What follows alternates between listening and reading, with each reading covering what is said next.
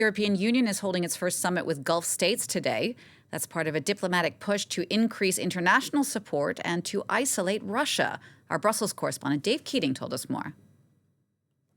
You might think that the escalating crisis in the Middle East would be the main topic at this summit. However, I've been told that this will remain a very small part of discussions because the issue is so sensitive and EU countries remain so divided on the topic that they couldn't show a united EU front. So instead, they're expected to focus mostly on economic and trade issues. The GCC countries are pushing for visa liberalization for their citizens to be able to visit the EU without a visa, and they're going to be talking trade. Many years ago, there was supposed to be a trade agreement, a regional trade agreement between the EU and the GCC that fell apart back in 2008. There's been sporadic attempts to revive it. I think some people are thinking of this summit as the last possible opportunity that they could get that agreement. However, I'm told don't expect that here today. Perhaps the most noteworthy thing that's going to happen is the presence of Saudi Crown Prince Mohammed bin Salman here at the council. He's going to walk this red carpet behind me in just a couple hours, and he's going to pose for a family photo with EU leaders. That could be quite awkward. That will include French President Emmanuel Macron.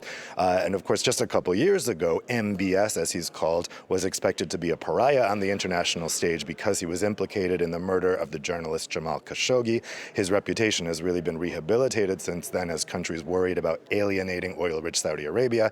And so his posing here behind me on the red carpet in just a little bit, I think will be seen as symbolic of his return to good graces. The other subject that's going to be discussed here today is Ukraine. The EU is pushing for language in the conclusions that would be critical of Russia's invasion and say that the sanctions against Russia need to be respected. The GCC is pushing back on that. Every time the EU adds a paragraph on that in the draft conclusions, the GCC deletes it. And so those conclusions are still not ready, I'm told. They're still negotiating that as we speak because the issue is so sensitive as GCC countries have remained relatively close to Russia.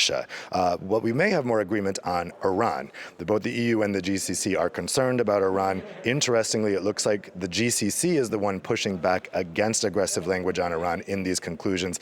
They have had more actually open dialogue with Iran than Europe and the United States over the past months.